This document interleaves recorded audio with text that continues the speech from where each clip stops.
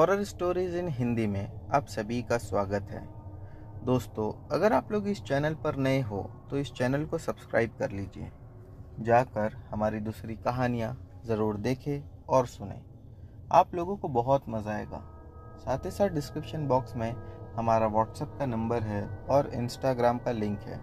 अगर आप में से कोई हमें अपनी कहानियाँ भेजना चाहता है तो उस लिंक पर क्लिक करके हमें अपनी कहानियाँ भेज सकता है। चलिए बढ़ते हैं हमारी कहानियों की ओर। दोस्तों, हमारी ये कहानी संकेत की है, तो चलिए इनकी कहानी शुरू करते हैं। मेरा नाम संकेत है। मैं नॉर्थ इंडिया का रहने वाला हूँ। आज जो घटना मैं आप लोगों को बताने जा रहा हूँ, ये मेरे बड़े भैया की शादी के टाइम पे हुआ था। ये बात को लगभग 12 साल से ज़्यादा का समय हो चुका है। उस समय जब भी हमें फंक्शन करना था मेरे बड़े भैया का, तो हम कोई जगह ढूंढ रहे थे।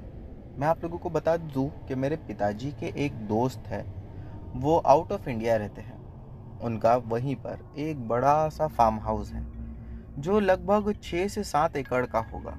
जब भी वो लोग इंडिया आते हैं तो छुट्टियां मनाने के लिए उस फार्म हाउस में जाया करते हैं, वरना वो फार्म हाउस बंद रहता है और उसकी चाबी उसके चौकीदार के पास होती है। उस फार्म हाउस में कोई नहीं होता। तो मेरे पापा ने सोचा कि क्यों ना अपने दोस्त से बात करके उसी फार्म हाउस में उस फंक्शन को रखा जाए। मेरे पापा ने अपने फ्रेंड से बात की। उनके फ्रेंड ने कहा कि हाँ ठीक है, आप लोग वहाँ पर फंक्शन भी करो, और अगर आप लोगों को रुकना है, जो गेस्ट आते हैं उन्हें रुकाना है, तो आप लोग वहाँ पर आराम से गेस्ट को भी रुका सकते हो। पापा को भी ये आइडिया काफ़ी ज़्यादा पसंद आया। पापा ने कहा कि बात तो बहुत सही है। फिर पापा हम लोगों से कहने लगे कि एक काम करते हैं, पहले तो उस फार्म हाउस की सफाई करवा लेते हैं। मैंने भी कहा कि हाँ बिल्कुल सही बात है। हम जितने भी घर के लोग थे वो सभी लोग उस फार्म हाउस में चले गए और जाकर सफाई करवाने लगे। सफाई तो उस फार्म हाउस की 2 ही दिन में हो गई। सुबह में 6 बजे के आसपास मैं कुछ लोगों को अपने साथ ले जाता था और शाम में 5 बजे तक के वो लोग सफाई करते थे और 2 दिन के अंदर ही सारी सफाई कंप्लीट हो गई थी। मैंने मेरे पापा को आकर बताया कि पापा सफाई तो सब हो चुकी है, अब जो भी मेहमान वहाँ पर जाकर रहना चाहे वो रह सकता है। तभी हमारे घर पर हमारी मासी की फैमिली आई हुई थी। पापा ने उन लोगों से कहा कि अगर तुमको वहाँ पर जाकर रहना है तो आप लोग रह सकते हो। वो लोग बहुत ज़्यादा खुश हुए कि हमें फार्म हाउस पे जाकर रहने मिलेगा, और वो, उनके हस्बैंड और उन लोगों के 2 बच्चे, चारों ही लोग वहां पर जाकर रहने लगे। जिस दिन वो लोग गए थे पूरा दिन तो बहुत अच्छे से बीता। अगले दिन मॉर्निंग में जब मैं वहां पर किसी काम से गया था तो वो मुझसे कहने लगी कि तेरी मम्मी कहाँ है। मैंने बताया कि मम्मी घर पे है। मेरी मासी मुझसे कहने लगी कि हम लोग भी तेरे साथ तेरे ही घर पर चल रहे हैं। मैंने मासी से पूछा भी कि क्यों, आप लोगों को यहाँ अच्छा नहीं लग रहा है क्या? वो कहने लगी कि नहीं, हम यहाँ अकेले हैं इसीलिए। शायद जो मासी के बच्चे थे वो कुछ कहना चाहते थे, लेकिन मासी ने उन लोगों को इशारा करके चुप करवा दिया। मैंने भी इसके बाद उन लोगों से कुछ नहीं कहा और मेरी मासी को और उन सभी लोगों को लेकर अपने घर आ गया। मेरी मम्मी भी उन लोगों को देखकर काफ़ी ज़्यादा परेशान थी कि ये लोग कल गए और आज ही आ गए। मम्मी ने भी पूछा तो मासी ने वही बात कही कि हम लोग वहाँ अकेले बोर हो रहे थे इसीलिए यहाँ आ गए। हो सकता है कि मासी कुछ छुपा रही थी। वो नहीं चाहती थी कि फैमिली फंक्शन में कुछ भी खराबी हो, इसीलिए वो चुपचाप आकर रहने लगी। दोस्तों, यही नहीं, मासी जिस दिन फंक्शन था वो दिन भी फार्म पर शाम में सबसे लेट आई और सबसे जल्दी वहां से निकलने को देख रही थी। लग तो रहा था कि कुछ तो बात है। अब मैं घटना पर आता हूँ। जब दोस्तों वहाँ का फंक्शन कंप्लीट हुआ और सभी लोग अपने अपने घर पर चले गए, तब मासी ने बताया कि उनके साथ क्या हुआ था। जब वो रात में सो रही थी तब ऐसा लग रहा था जैसा कि कोई उनके ऊपर चढ़कर बैठ गया है। ऐसा सिर्फ मासी के साथ नहीं, बल्कि मासी के हस्बैंड के साथ और उनके दोनों बच्चों के साथ यही बात हुई थी। उनका एक बच्चा तो मासी बताती है कि वो मौत के करीब हो चुका था, क्योंकि ना ही तो वो सांस ले पा रहा था और ना ही हिल पा रहा था। बस वो चीख चीख कर एक ही बात कर रहा था कि मम्मी मुझे बचा लो, इस आदमी को हटा लो मेरे ऊपर से जो बैठा हुआ है। मासी और जितने लोग थे वहाँ पर वो सब बहुत ज़्यादा डरे हुए थे। जब मैंने ये बात सुना तो मैं चौकीदार के पास गया और चौकीदार के पास जाकर मैं उससे पूछने लगा। तो वो सिर्फ एक ही बात कहा कि मुझे तो कुछ नहीं मालूम, मैं बस बाहर ही रुकता हूँ। कई बार मालिक ने कहा है कि अंदर चले जाया कर और वहीं रुक जाया कर, या तेरी फैमिली को लाकर जो वहाँ पर छोटा सा कमरा बना हुआ था उसी में रुक जा, लेकिन मैं कभी नहीं गया। उसकी बातों से ये तो साफ पता चल रहा था कि वो कुछ तो छुपा रहा है जो बोल नहीं रहा। मैंने इस पर ध्यान नहीं दिया। अब भी काफ़ी सारे मेहमान थे हमारे घर में और वो लोग दो दो एक एक दिन में वैसा जाने वाले थे। मेरे पापा ने मुझसे कहा कि जो फार्म हाउस का बचा हुआ काम है, यानी फंक्शन तो हो गया, लेकिन उसके बाद में भी काफ़ी सारी चीज़ें थी जो वहाँ से हटानी थी और उसको सबको साफ भी करना था। पापा ने कहा कि तू ही ये काम करना। मैंने कहा कि ठीक है। हालांकि दोस्तों सच बात तो ये भी थी कि मैं भी डर रहा था, लेकिन फिर भी करवाना तो मुझे ही था। अब जिस दिन मेरे भाई की और भाभी की शादी हुई थी, वही रात उन लोगों ने उसी फार्म हाउस पे रुकने का सोचा। जब अगली सुबह वो लोग उठ कर आए तब मेरी भाभी की तबीयत बहुत ज़्यादा ख़राब थी। मेरे बड़े भैया बहुत ज़्यादा डरे हुए थे। ऐसा लग रहा था कि उन लोगों के साथ भी कोई तो अनहोनी वहाँ पर ज़रूर हुई होगी। मेरे बड़े भैया ने बताया कि जब वो लोग रात में सो रहे थे तब ऐसा लगा जैसे कि पूरे शरीर पर सांप रेंग रहे हो। वो लोग इस चीज़ से बहुत ज़्यादा डर चुके थे और भाभी का ये कहना था कि मुझे भी ऐसा ही लग रहा था।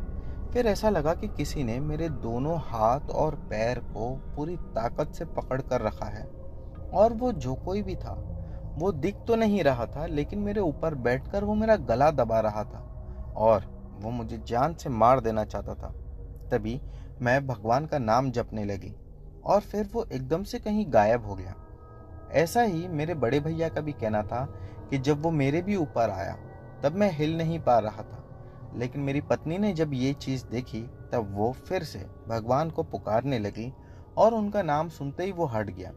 उसके बाद हम दोनों ही अपने कमरे के बाहर आ गए और तुरंत भागते भागते वहाँ से काफ़ी दूर तक आए। फिर वहाँ से उन्हें कोई सवारी मिली जिसमें बैठकर वो लोग घर तक आए। दोस्तों हम ये समझ रहे थे कि अब यहाँ पे सारी चीज़ ख़त्म हो चुकी है, लेकिन हमें नहीं पता था कि वो आत्मा अब आगे भी हमें परेशान करने वाली है। जब मेरे भैया और भाभी घर पर आ गए, उनकी तबीयत खराब रहने लगी तो डॉक्टर्स को दिखाया गया। डॉक्टर्स के पास जाकर उनका इलाज करवाया गया, लेकिन फिर भी उससे वो ठीक नहीं हुई। अब कुछ 10 से 15 दिन गुजर चुके थे। जब हम लोगों ने ये देखा कि उनकी तबीयत ठीक ही नहीं हो रही है, तभी मेरी मम्मी ने कहा कि क्यों ना इसे कोई बाबा के पास लेकर जाए और वहाँ जाकर इसका उतारा करवाते हैं। मुझे अब भी ऐसा लगता है कि वो आत्माओं ने इनका पीछा नहीं छोड़ा है। दोस्तों आप लोगों को जानकर हैरानी होगी, जब एक तांत्रिक के पास मेरी भाभी और भैया को ले जाया गया तब उस तांत्रिक ने दिखते साथ ये बात कही कि वो आत्मा भी तुम्हारे साथ यहाँ तक आई है, लेकिन अब वो उस पेड़ के पीछे छुपी हुई है। वो जो तांत्रिक के पास गए थे वो जंगल में बैठा करते थे। उन्होंने कहा कि उस आत्मा में इतनी ताकत नहीं कि वो मेरा सामना कर सके, इसीलिए वो दूर ही खड़े होकर ये बात देख रही है। सभी लोग बहुत ज़्यादा घबराए हुए थे और डरे हुए थे कि अब क्या होगा। फिर उन्होंने बड़ी सी आग लगाई और कुछ क्रियाएं की, जिसके बाद मेरी भाभी का शरीर एकदम से हल्का पड़ गया और भाभी कहने लगी कि अभी तक मुझे अंदर जो घुटन हो रही थी वो अब महसूस नहीं हो रही और मुझे बहुत शरीर भी अपना हल्का सा महसूस हो रहा है। ऐसा लग रहा है कि मेरे ऊपर से काफ़ी ज़्यादा वज़न को हटा दिया गया। मेरे भैया जो अब भी वहाँ पर थे वो भी यही बात कहने लगे कि मुझे तो अब भी ऐसा लगता था कि शरीर पर या सांप रेंग रहे हैं या फिर कीड़े मकोड़े चल रहे हैं, लेकिन अब वैसा बिल्कुल नहीं लग रहा। तांत्रिक जी ने फिर दोनों को ही एक धागा दिया और कहा कि इसे अपने हाथ पर बांधे रखना, क्या पता वो आत्मा फिर से आए। तभी मैंने उनसे कहा कि आपने उस आत्मा को नष्ट नहीं किया क्या? तांत्रिक जी ने कहा कि वो आत्मा को नष्ट नहीं किया जा सकता। अगर उसे नष्ट करना है तो उसे किसी के शरीर में जाना होगा और जब मैं उस व्यक्ति को पकड़ूंगा तभी ही उस आत्मा को बाहर निकालकर नष्ट करूंगा। लेकिन ये आत्मा ने दूर से ही देख लिया था कि तुम लोग मेरे पास आ रहे हो, इसीलिए ये वहीं खड़ी हो गई थी। दोस्तों, उसके बाद कभी भी मेरे भैया और भाभी को ऐसी कोई दिक्कत नहीं हुई। तो दोस्तों, ये थी संकेत की कहानी। बढ़ते हैं हमारी अगली कहानी की ओर। दोस्तों, हमारी अगली कहानी इंद्रजीत की है। चलिए इनकी कहानी शुरू करते हैं। मेरा नाम इंद्रजीत है। मैं एक शहर में रहता हूँ, लेकिन जो घटना मैं आप लोगों को बताने जा रहा हूँ वो हमारे गांव की घटना है। उस घटना के बारे में कई सारे लोग जानते हैं और कईयों का ऐसा कहना है कि ये सिर्फ एक अफवाह है। ऐसा सच में कभी कुछ नहीं हुआ। दोस्तों, मैं नहीं जानता कि इस बात में कितनी सच्चाई है, लेकिन हाँ, आप लोगों से एक बात ये ज़रूर कहना चाहूँगा कि वो घटना जब हमारे साथ घटी थी तब हमें समझ में आया कि जो लोग कहते हैं वो बिल्कुल सच है। हमारे गांव से कुछ 45 से 50 किलोमीटर दूर एक जंगल पड़ता है। जब मेन रोड से अगर किसी को गांव जाना होता है तो उस जंगल से लोग अक्सर शॉर्टकट ले लिया करते हैं, जिसके बाद 14 से 15 किलोमीटर का रास्ता बच जाता है। वरना अगर वो सभी लोग मेन हाईवे से ही जाएंगे तो उन्हें 15 किलोमीटर का रास्ता एक्स्ट्रा पार करना होता है। मेन हाईवे पर भी कुछ सड़क का काम चल रहा था, जिस वजह से वहाँ की भी सड़क ठीक नहीं थी और जंगल के बीच का भी जो रास्ता था वो भी काफ़ी ख़राब होता था, यानी कि कच्ची सड़क हुआ करती थी। हम एक बार अपने गांव जा रहे थे और वो शायद पहली बार था कि हम लोग रोड से अपने गांव जा रहे थे, वरना उससे पहले जब भी हम गांव जाया करते थे तो हम ट्रेन से ही जाते थे। गाड़ी में मैं, मेरे पापा, मेरी फैमिली पूरी सब बैठी हुई थी। मेरी उम्र उस समय 17 या 18 साल की थी। मैं आज से लगभग आप लोगों को 20 साल पुरानी बात बता रहा हूँ। जब हम लोग उसी रास्ते पर पहुँचे तो पापा कहने लगे कि अभी मैं 1-2 महीना पहले ही आया था, तो मैंने जंगल से शॉर्टकट लिया था, क्योंकि वो जो मेन हाईवे है वो सिर्फ नाम का मेन हाईवे था। वो भी सड़क अब बन रही है और वहाँ पर इसीलिए स्ट्रीट लाइट्स भी नहीं है। हम क्यों ना जंगल के बीच से ही चले जाते हैं, रास्ता भी छोटा पड़ेगा और जल्दी भी पहुँच जाएंगे। हमने कहा कि पापा बात तो सही है, तो वैसे ही करते हैं। हम सभी लोग जंगल से होकर जाने लगे। जैसे ही दोस्तों जंगल के बीचों बीच में पहुँचे, पापा को ऐसा लगा कि उनकी गाड़ी के बाजू से कोई तेज़ गति से गुजरा। हमारी गाड़ी की स्पीड उस समय 20 या 30 की हुई होगी, क्योंकि रास्ता कच्चा था और अच्छा भी नहीं था, तो गाड़ी भी धीरे ही चल रही थी। पापा कहने लगे अचानक से कि बाजू से कौन गुजरा। शाम का या फिर रात का समय था, 8 या 9 बज रहे होंगे। तो मैंने कहा कि पापा, हमें तो कोई भी दिखाई नहीं दिया। अगर शायद रात के 12-1 बज रहे होते तो हम ज़्यादा डरते। तभी ही जो मेरा छोटा भाई था वो कहने लगा कि यहाँ पर तो लोग अक्सर कहते हैं कि इस जंगल में डायनों का वास है, चुड़ैल है, भूत है, कई लोगों ने तो देखा है ना पापा। वो अपनी मासूमियत से कहने लगा कि पापा, हमारे जो पड़ोस में अंकल रहते थे वो तो फिर पागल हो गए ना, और ना जाने वो क्या क्या बकवास कर रहा था। मैंने उसे चिल्लाते हुए कहा, यार तू चुप कर, कुछ भी बोलता है, अभी ये सब बात करने का सही समय नहीं है। और फिर से हम लोग वहाँ से आगे बढ़ने लगे। थोड़ी ही दूरी पर आगे बढ़ने के बाद हमने देखा कि वहाँ पर एक जानवर कटा फटा मरा पड़ा था और वो जंगल के बीच रास्ते पर ही था। पापा कहने लगे कि बहुत ज़्यादा बदबू आ रही है, ऐसा लग रहा है जानवर कई टाइम से यहीं पर पड़ा होगा। मैंने कहा नहीं पापा, ये जानवर मरकर यहाँ पर कैसे पड़ा रह सकता है, क्योंकि जंगल से बीच में से गुजरने वाला रास्ता यही है। तो क्या कोई भी गाड़ी आई नहीं थी कि इस जानवर को हटाया नहीं किसी ने? मैं पापा से अपने ही अंदाज में बात कर रहा था तो मेरे भाई ने कहा कि हो सकता है जानवर पहले इस रोड पे ना हो, कोई जंगली जानवर इसे खाने के लिए खींच रहा हो और मेन रोड पर ही छोड़कर चला गया हो। मैंने कहा ठीक है। फिर हम वहाँ पर रास्ता ढूंढने लगे। रास्ता वैसे तो जो जंगल के बीच से होता हुआ जा रहा था वो पतला ही था। मैंने कहा कि पापा, यहाँ साइड से दाईं ओर से आप गाड़ी को उतार के आगे से फिर से चढ़ा लीजिए। पापा ने कहा कि ठीक है, ये भी अच्छा आइडिया है। और फिर हम लोग गाड़ी में बैठे और पापा ने गाड़ी को साइड से उतार कर चढ़ा लिया। हम अभी कुछ दूर फिर आगे बढ़े थे कि दोबारा हमने एक मरा जानवर देखा जो कि आगे रास्ते पर ही पड़ा हुआ था। दोस्तों दोनों ही जानवरों की एक बात कॉमन ये थी कि दोनों ही काले रंग के थे और उनमें से बहुत गंध आ रही थी, जिससे बिल्कुल ये समझ में आ रहा था कि इन्हें मरे हुए कई दिन हो चुके हैं। वैसे कहते हैं ना कि औरतें कमज़ोर होती हैं। मेरी मम्मी ने जब दूसरी बार ये देखा तो मम्मी कहने लगी कि अब बस मेरा दिल यहाँ से आगे जाने के लिए मना कर रहा है। 2 बार ये चीज़ है, ये किसी होने वाली अनहोनी का संकेत है, यहाँ से हम फिर से पीछे मुड़ जाते। पापा ने मम्मी को समझाया कि नहीं, ये कोइंसिडेंस है, ऐसा कुछ नहीं है, तो घबराओ मत। इस बार भी हमने गाड़ी को सड़क से नीचे उतार के फिर ऊपर चढ़ा लिया था आगे से। अब हमने देखा कि दूर सामने कोई बैठा हुआ है, जो कि गाड़ी की ओर पीठ कर कर बैठा था और आगे पीछे हिल रहा था, जैसा कि लोग बैठकर हिलते हैं हल्का हल्का। यूं लग रहा था कि वो कुछ पढ़ाई कर रहा हो या कुछ पढ़ रहा हो। उसने एक बड़ी सी कंबल ओढ़ कर रखी हुई थी। जब मम्मी पापा ने ये देखा तो पापा मुझसे कहने लगे, यार ये आदमी बीच सड़क पर बैठा है। पापा ने हॉर्न भी बजाया, लेकिन वो अपनी जगह से बिल्कुल नहीं हिला। पापा ने कहा कि मैं जाकर देखता हूँ। जैसे ही पापा उसके करीब गए, पता नहीं क्या हुआ कि हमने सिर्फ इतना देखा कि पापा वहीं पर खड़े खड़े गिर गए और गिरने के बाद पापा के सर पर चोट आई और फिर उनके सर से खून निकलने लगा। हम ये देखकर तो बहुत ज़्यादा डर गए थे।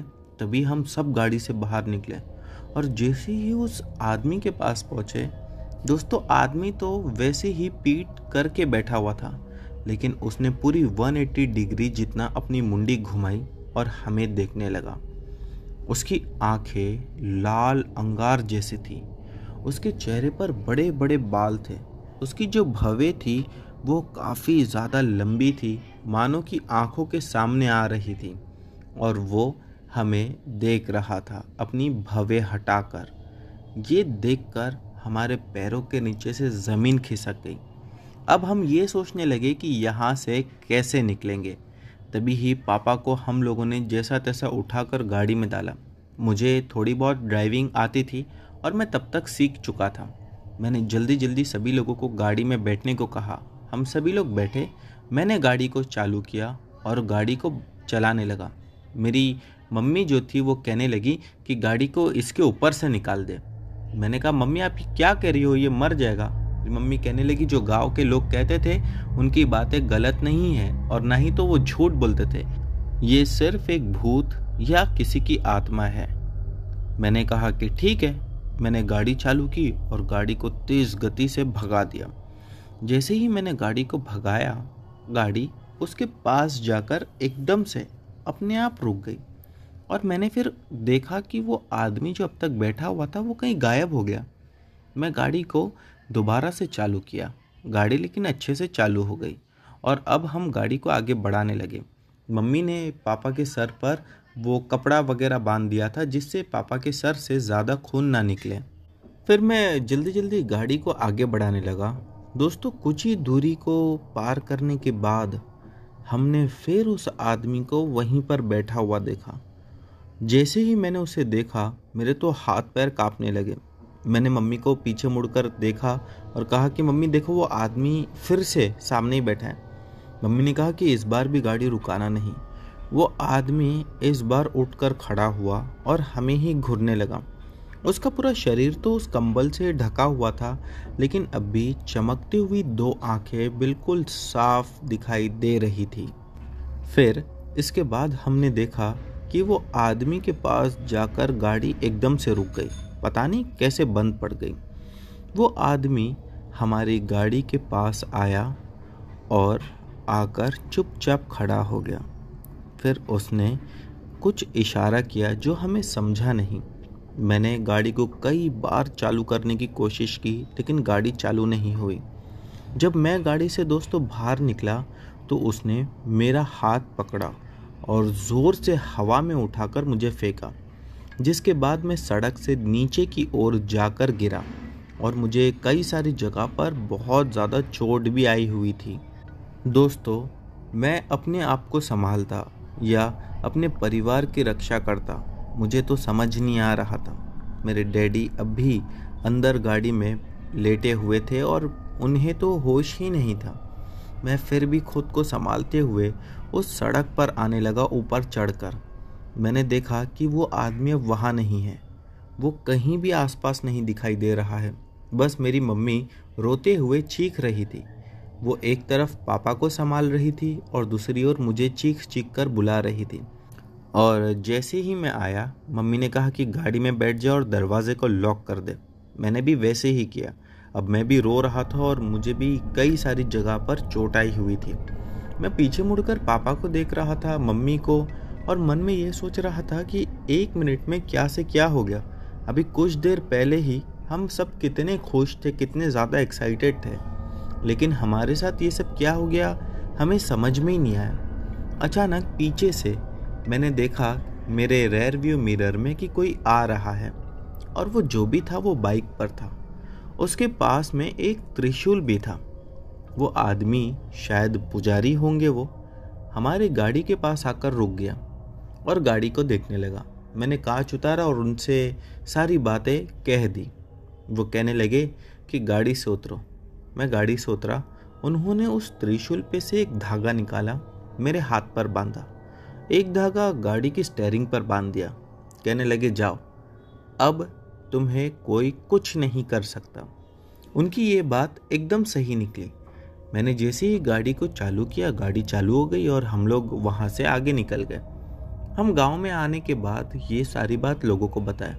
कई सारे लोगों का ये कहना था कि वो एक अच्छा आदमी है जो उसी जंगल में घूमता है और लोगों की मदद करता है। दोस्तों, मैं नहीं जानता कि वो क्या था, लेकिन हाँ, आप सभी लोगों से इतना ज़रूर कहना चाहूँगा कि वो आदमी सच में बहुत अच्छा था। मेरे डैडी आज भी जिंदा है और उन्हें भी वो घटना आज भी याद है। दोस्तों, उस घटना के बाद हम कई सालों तक गांव बाय रोड गए ही नहीं। और फिर जब ऐसा लगा कि अब सब कुछ पहले जैसा नॉर्मल हो गया है, तो अभी 2019 में फिर से पहली बार हम लोग बाय रोड अपने गांव गए थे। तो दोस्तों, अब बढ़ते हैं हमारी अगली कहानी की ओर। दोस्तों, हमारी अगली कहानी हमें शैली ने भेजी है। चलिए इनकी कहानी शुरू करते हैं। मेरा नाम शैली है। आज जो घटना मैं आप लोगों को सुनाने जा रही हूँ, ये घटना मेरे दादाजी से हमने सुनी थी और ये घटना उनके बचपन की है। आगे की घटना मैं उन्हीं के पॉइंट ऑफ व्यू से आप लोगों को सुनाना चाहूँगी। बात कई साल पुरानी होगी, जब मेरे दादाजी छोटे हुआ करते थे। मेरे दादाजी बताते हैं कि वो अपने पिताजी के साथ कई बार खेत में जाते थे। बच्चे थे, खेत में जाकर खेलते थे और शाम को अपने पिताजी के साथ वो घर लौट आते थे। मेरे दादाजी बताते हैं कि ऐसे ही कई साल बीत गए। फिर हम लोग स्कूल जाने लगे। गांव में ही पास ही में स्कूल थी, और आप में से कई सारे लोग जानते होंगे कि गांव की स्कूल कैसी होती है। कई बार गांव में स्कूलों की छुट्टी मिल जाती थी और कई बार दादाजी खुद छुट्टी कर लेते थे। मेरे दादाजी बताते हैं कि एक शाम की बात है कि मेरे दादाजी उनके पिताजी के साथ खेत गए हुए थे। जब दादाजी वहाँ पर गए तो उनके पिताजी उन्हें चिल्ला रहे थे कि तू स्कूल क्यों नहीं जाता है और स्कूल की छुट्टी क्यों कर लेता है। इसी वजह से दादाजी को बहुत ज़्यादा गुस्सा आया और दादाजी खेत छोड़कर दूसरी जगह चले गए। दादाजी बताते हैं कि तब मेरी उम्र 13 या 14 साल की हुई होगी। मैं गुस्से से वहाँ से निकल गया और दूर जाकर एक दूसरी खेत में बैठ गया। कुछ ही समय में सूरज ढल गया था। अब अंधेरा धीरे धीरे बढ़ने लगा था। अगले ही कुछ देर में जब मुझे ऐसा लगा कि अब मुझे घर जाना चाहिए, तो मैं वहाँ से उठा और मेरा गुस्सा भी ठंडा हो चुका था। मैं आगे बढ़ने लगा घर की ओर। वहाँ से मेरा घर 1 या 2 किलोमीटर की ही दूरी पर होगा। जब मैं घर की ओर जा रहा था, तब मैंने देखा कि जो मेरी स्कूल थी, उस स्कूल में बाहर एक आदमी दिखाई दिया जो स्कूल के अंदर जा रहा था और थोड़ी ही देर में लौटकर बाहर आ रहा था। मुझे समझा नहीं कि इतनी रात में ये स्कूल के अंदर जाता है फिर बाहर आ जाता है। चलो जाकर इससे पूछता हूँ कि ये आदमी है कौन। मैं तुरंत ही वहाँ पर गया और जाकर उससे पूछने लगा, आप कौन हो? अंदर जा रहे हो, बाहर आ रहे हो? वो आदमी मुझे देखने लगा और देखकर ऐसा इग्नोर किया जैसा मानो कोई उसके सामने खड़ा ही ना हो। फिर कुछ देर के बाद वो आदमी दोबारा से जब अंदर गया तो मैं भी उसके पीछे पीछे चले गया देखने के लिए कि यह आदमी कर क्या रहा है। वो स्कूल के मेन गेट के पास जाता और वहाँ से कुछ करता और फिर वापस लौट कर आता। ऐसा लगता कि अंदर स्कूल में कोई है जिसे वो कुछ देने जा रहा था। लेकिन इतनी रात में स्कूल में कौन होगा? ठंड का समय था, हमारी स्कूल में तो उस समय बिजली भी नहीं थी। स्कूल में घना अंधेरा था। फिर ये आदमी वहां जाकर क्या दे रहा था? मैं उसके पीछे पीछे जाते हुए अगली बार गेट तक पहुंचा और ये देखने लगा कि अंदर कौन है। मैंने देखा कि अंदर जो बड़ी सी जाली लगी हुई थी उसमें से हाथ निकल रहा था। वो हाथ काला जला हुआ, बड़े बड़े नाखून थे और जो भी अंदर था वो बिल्कुल साफ दिखाई नहीं दे रहा था। लेकिन हाँ, इतना समझ में आ गया था कि जो भी है अंदर वो बहुत ज़्यादा डरावना है। मुझे अब उसके हाथ ही देखकर डर लग रहा था। अचानक से वो दोनों ही हाथों ने मेरी ओर इशारा किया। मैं ये देखकर डर गया और वो जो आदमी वहाँ पर खड़ा था वो हाथों के इशारा करते ही वो ठीक मेरी ही ओर चलकर आ रहा था। मैं जल्दी जल्दी वहाँ से पूरी ताकत लगाकर भागकर घर पर आया। घर आने के बाद मैंने ये सारी बात पिताजी को बताई। पिताजी कहने लगे कि ये स्कूल नहीं जाने के बहाने कर रहा है, कल से स्कूल तुझे जाना ही है। मैं क्या बताता कि मैं सच में बहुत ज़्यादा डर चुका हूँ और मैंने जो देखा वो सच में अगर कोई और देखा होता तो शायद बेहोश होकर वहीं गिर गया होता। अगले दिन मैं सुबह स्कूल गया। स्कूल में अपने दोस्तों से मिला और जैसे ही स्कूल छूटी मैं सभी लोगों के साथ बाहर आ रहा था। मुझे पता नहीं क्यों बार बार ऐसा लग रहा था कि कोई अदृश्य शक्ति मुझे अपनी ओर खींच रही है। मैं उसे देख तो नहीं पा रहा था लेकिन महसूस कर पा रहा था। मेरा स्कूल से निकलने का दिल ही नहीं हो रहा था और दूसरा ये भी कि मुझे डर भी बहुत लग रहा था। मैं फिर भी उन सब बातों को जानबूझकर नहीं सोचते हुए वहाँ से बाहर निकला और अपने आप को समझाने लगा कि ये सिर्फ और सिर्फ मेरा वहम है। जो भी मैं महसूस कर रहा हूँ ऐसा सच में कुछ नहीं है। मैं स्कूल से सीधा घर पर आया। घर आने के बाद मेरी तबीयत बिगड़ने लगी।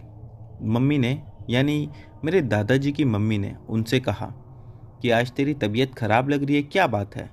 दादाजी का चेहरा लाल पड़ने लगा था और उनकी आंखें भी अब लाल दिखाई दे रही थी। तभी ही दादाजी ने बताया कि मैंने आप लोगों को बताया था कल के बारे में, लेकिन आप में से किसी ने भी मेरी बात पर विश्वास नहीं किया। मैं आप लोगों को कैसे यकीन दिलाऊं कि जो भी मैंने देखा वो बिल्कुल सच था और अब मुझे उस चीज़ से बहुत ज़्यादा डर लग रहा है। घर के जितने ही लोग थे, यानी कि दादाजी के साथ और भी उनके जो भाई बहन थे, उन लोगों ने दादाजी को समझाया। कहने लगे कि ऐसा कुछ नहीं होता है। फिर दादाजी के जो बड़े भाई थे उन्होंने दादाजी से कहा कि ठीक है, अगर ऐसी ही बात है तो मैं खुद तेरे साथ आज रात में स्कूल चलूँगा, हम जाकर देखते हैं, तेरा वहम भी दूर हो जाएगा। दादाजी ने कई बार मना किया लेकिन दादाजी बताते कि उनका भाई जिद कर उन्हें अपने साथ ले गया। शायद वो दादाजी के दिल से डर निकालना चाहता था।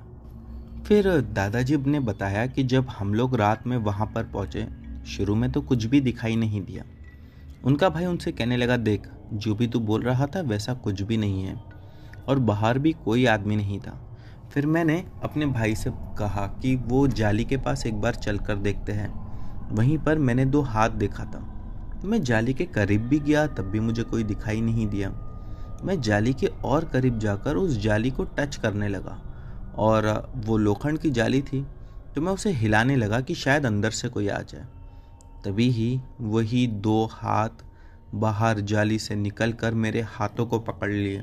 ये नज़ारा देखने के बाद मेरा जो बड़ा भाई था वो तो वहीं पर बेहोश होकर गिर गया और मैं रो रो कर अपनी जान की भीख मांगने लगा कि बस वो जो हाथ मुझे पकड़े है वो कैसे भी मुझे छोड़ दे। मैं बार बार उससे एक ही चीज़ कह रहा था, मुझे छोड़ दो, मुझे जाने दो, मैंने तुम्हारा कुछ नहीं बिगाड़ा है। लेकिन वो हाथ मुझे छोड़ ही नहीं रहे थे कि अचानक मैंने वहाँ से एक आवाज़ सुनी। और जब पीछे अपनी मुंडी घुमाकर देखी तो पीछे मेरे पिताजी थे, जो कि दौड़ते हुए मेरे ही पास आ रहे थे। उन्होंने मुझे उस हाथों से छुड़ाया और पिताजी भी बहुत घबरा गए। फिर उन्होंने भाई को जगाया और वहाँ से उठाकर हमें घर ले आए। जब भाई घर पर आया और वो पूरी तरह से होश में आकर खुद को संभाला, तब कहने लगा कि इसकी जो भी बात थी वो बिल्कुल सच थी। दोस्तों, उसके बाद दादाजी बताते हैं कि मैं उस स्कूल में कभी नहीं गया। हमारे घर से जो दूसरी ओर यानी बाई ओर जो एक नई स्कूल थी या फिर दूसरी स्कूल थी, दादाजी उसके बाद वहाँ पर जाके अपनी पढ़ाई पूरी किए। तो दोस्तों, ये थी दादाजी की एक छोटी सी घटना। दादाजी आज भी बताते हैं वो भूत था, चुड़ैल था, मुझे नहीं पता, लेकिन हाँ, स्कूल बदल जाने के बाद फिर वो मुझे ना ही तो कभी दिखाई दिया और ना ही कभी मैंने उसे महसूस किया। तो दोस्तों, अब बढ़ते हैं हमारी अगली कहानी की ओर।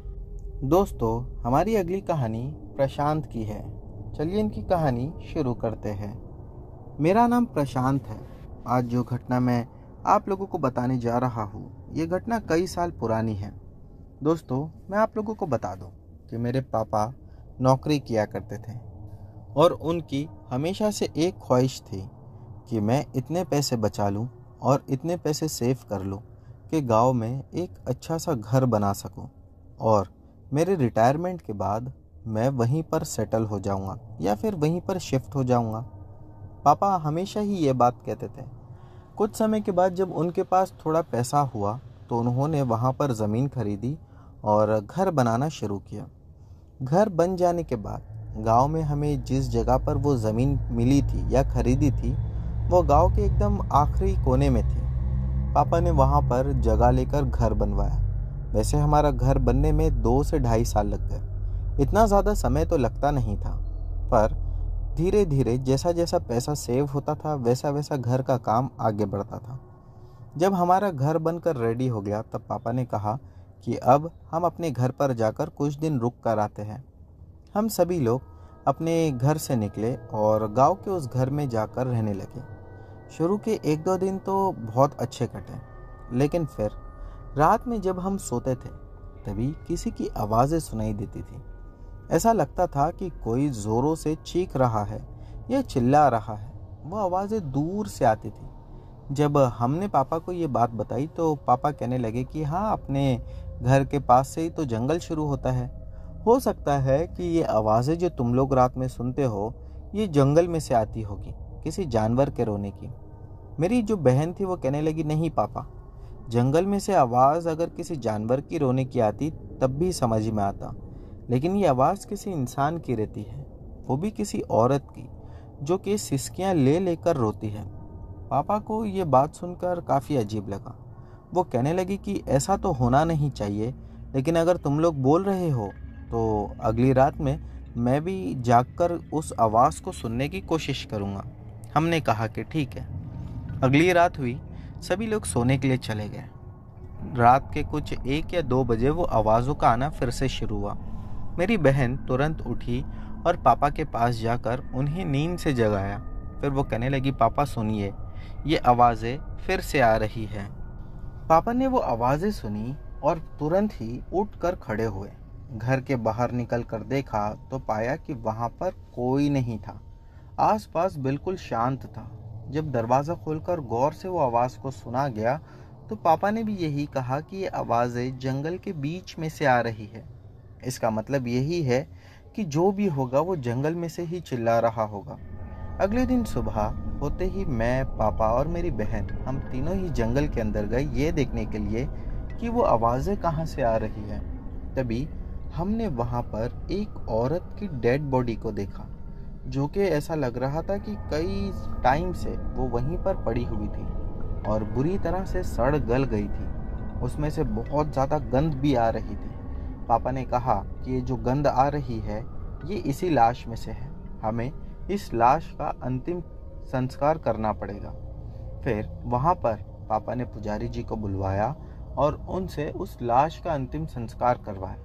दोस्तों, आप लोगों को जानकर हैरानी होगी कि उसका अंतिम संस्कार हो जाने के बाद वो आवाज़ें आना हमेशा के लिए बंद हो गई। हमने पापा से कहा कि पापा, वो अंतिम संस्कार होने के बाद उसकी आवाज़ों का आना बंद हो गया? क्या वो आत्मा ही थी जो चिल्ला रही थी या रो रही थी? पापा ने सिर्फ हाँ में मुंडी हिलाया और कहने लगे कि कई बार ऐसा होता है कि आत्माओं को शांति नहीं मिलती है और उनकी शांति के लिए ही ये सारी क्रियाएं होती है, और अब उस आत्मा को मुक्ति मिल चुकी है, इसलिए अब हमें कभी भी ऐसी कोई दिक्कत नहीं होगी। फिर दोस्तों हम लोग उस घर में सुकून से रहे और कुछ दिन के बाद हम जहाँ पर पहले रहा करते थे, जिस शहर में, वहीं पर लौट आए। मेरे पापा अभी 3 साल पहले रिटायर हो गए और उन्होंने वहीं पर जाकर रहने का सोचा। आज मैं जॉब करता हूँ, मेरी बहन भी जॉब करती है, हम शहर में रहते हैं, लेकिन मेरे मम्मी पापा वो दोनों ही गांव के उसी घर में रहते हैं। तो दोस्तों ये थी प्रशांत जी की कहानी। बढ़ते हैं अगली कहानी की ओर। दोस्तों हमारी अगली कहानी करण अरोरा ने भेजी है। इन्होंने पहले भी हमारे चैनल के साथ कहानी शेयर कर रखी है। चलिए बढ़ते हैं इनकी कहानी की ओर। मेरा नाम करण अरोरा है। मैं पंजाब के बादशाहपुर का रहने वाला हूँ। ये बात सर्दियों की है। मैं और मेरे कुछ दोस्त, हम लोगों ने घूमने जाने का प्लान बनाया था। घूमने के लिए हम शिमला जाने वाले थे। हम 4 लोग थे। सुबह के 8 बजे हमें निकलना था ताकि जल्दी से जल्दी पहुंच सके, और हमने ऐसा किया भी। पंजाब से शिमला 350 किलोमीटर था। हम चल पड़े और हमें पहुंचने में रात के करीब 2:30 बज चुके थे। ये सफ़र दिल दहला देने वाला था, क्योंकि रास्ते में हमें 1 पौने 1 के करीब जंगल से जाना था और हमने वो रास्ता ही चुना।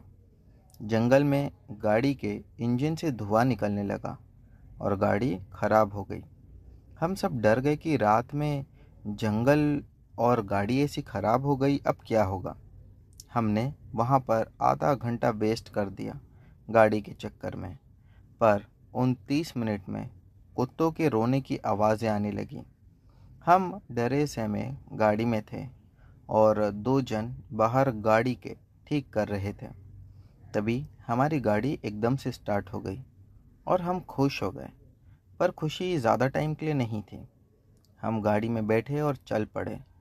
जंगल ख़त्म ही होने वाला था कि तब हमारे सामने एक मुर्दा आके लेट गया। ऐसा लग रहा था कि वो मुर्दा चल कर आया हो, लेकिन जब गाड़ी से उतर कर देखा तो वो तो मरा हुआ था। भला मरा हुआ इंसान कैसे चल सकता है। हम बहुत ज़्यादा डर गए। हमने गाड़ी को रिवर्स लिया और वहाँ से भागने लगे। बाद में हमने हाईवे से ही जाने का फ़ैसला किया और जिस होटल में हम वहाँ थे, वहाँ एक कर्मचारी से पूछा कि हमारे साथ क्या हुआ था, और उसने उस जंगल का राज जब बताया तो वो सुनकर हम और ज़्यादा डर गए। उसने बताया कि अंग्रेज़ों के टाइम का वो जो जंगल है, आज़ादी की लड़ाई में वहाँ पर 100 से भी ज़्यादा मौतें हुई थी, और शायद हो सकता है कि उन्हीं में से किसी एक की आत्मा आज भी भटकती हो। और फिर उसके बाद से हमने कभी कोई शॉर्टकट रास्ता नहीं चुना।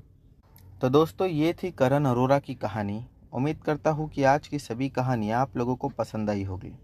दोस्तों इनमें से जो भी कहानी आप लोगों को अच्छी लगी हो, उसके बारे में नीचे कमेंट सेक्शन में लिखना मत भूलना। चैनल पर नए हो तो बिना सब्सक्राइब किए मत जाना। मिलते हैं हमारी अगली वीडियो में।